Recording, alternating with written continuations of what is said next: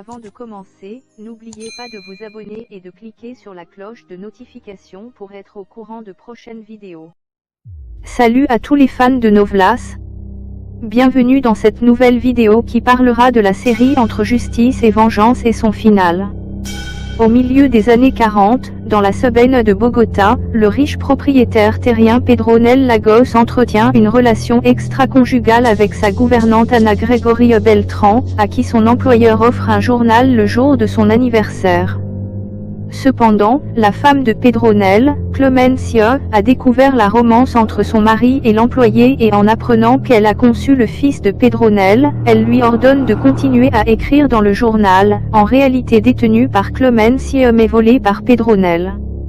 Et quand Ana Gregoria donne naissance à son fils, baptisé plus tard Eusebio, elle est expulsée avec l'enfant de l'hacienda, prise en charge par un forgeron de Chía nommé Attila. Maria, une employée des lacs, bien qu'étant une fille, est témoin de ce qui s'est passé. 8 mois plus tard, Pedro Nel et Clemencia ont un fils qu'il appelle Alejandro. Peu d'années plus tard, une fille nommée Regina Castano, fatiguée des mauvais traitements reçus par ses parents, met le feu à la maison avec eux à l'intérieur, accueillie par le désormais puissant Eusebio Beltrán qui devient son tuteur et la protège. Cependant, lorsque Regina arrive à l'âge de 17 ans, elle donne naissance à un bébé avec Eusebio qui est chargé de livrer le bébé à Cléotilde, une femme cruelle, et de faire croire à Regina que le bébé était un garçon et qu'il était mort-né. Des années plus tard, en 1990, Regina Castano sous l'identité de Pauline Riesco sera l'instrument du mal à travers lequel son sombre tuteur encaissera lentement et impitoyablement une vieille dette de sang contre la famille Lagos.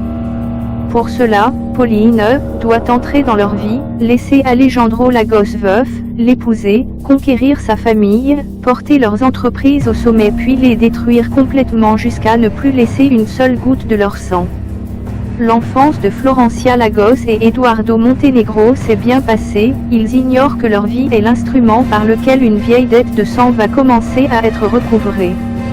Eduardo est le fils de Maria, la gouvernante de la famille Lagos, et Florencia est la plus jeune des 5 enfants d'Alejandro Lagos, fier éleveur de chevaux pur sang et propriétaire de Prolaza, la grande entreprise laitière. L'histoire d'amour de Florencia et Eduardo sera affectée par Paulina, qui apparaît dans leur vie suite aux ordres d'un mystérieux personnage nommé Eusebio Beltrán, demi-frère inconnu d'Alejandro Lagos, qui l'oblige à remplir l'objectif de finir avec la fortune de la famille Lagos et détruire la vie d'Alejandro Lagos et de ses enfants. Après que Paulina ait réussi à se rapprocher de la famille Lagos par la tromperie, elle assassine la première femme d'Alejandro et devient sa seconde épouse. Votre personnage sera chargé d'exécuter toutes les actions qui ajoutent du conflit à l'histoire. Dans son sillage, Pauline Riesco détruit la vie du fils de Maria, le cuisinier, qui est le seul à connaître la véritable identité d'Eusebio Beltrán, son sombre tuteur. Eduardo revient après 17 ans pour voir mourir sa malheureuse mère et sous le nom de Marco Vieira, se venger de tout ce que la Hyena leur a fait, comme ils connaissent Paulina, mais plus que cela, récupérer l'amour de Florencia.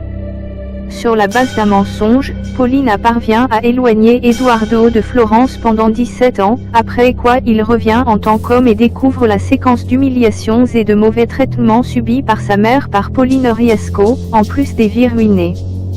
De ses amis les plus proches également par Paulina. Furieux, il décide de se venger. Profitant du temps qui passe et du fait que beaucoup de ses anciennes connaissances ne le reconnaissent pas, Eduardo décide de changer d'identité et adopte le nom de Marco Vieira, afin de se rapprocher de la famille Lagos et se venger de la mort prématurée de sa mère. Pour ce faire, il utilise sa position prestigieuse dans une société et l'aide de son riche ami Mike. De cette façon, il commence sa recherche de justice, sachant au fond que la vraie cause de tous les événements terribles est Paulina Riesco.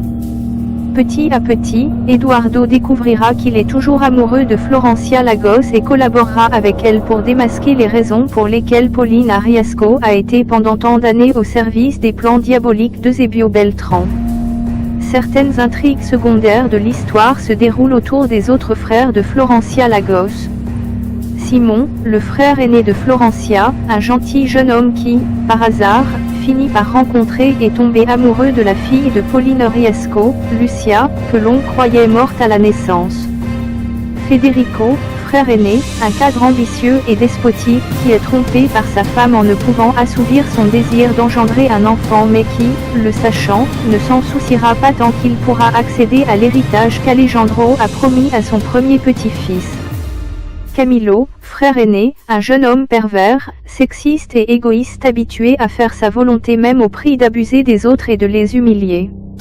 Irène, sœur aînée de Florence, elle découvre très tôt les mauvaises intentions de Pauline Riesco et est envoyée par elle dans un centre psychiatrique pendant 17 ans, d'où elle sera secourue par Eduardo à son retour. Le mélodrame se développe autour de l'intersection de ses protagonistes et d'autres personnages secondaires. Le feuilleton est tissé d'une touche de suspense qui se maintient tout au long de l'histoire jusqu'à un résultat typique dans lequel la justice triomphe et les méchants paient pour leurs méfaits.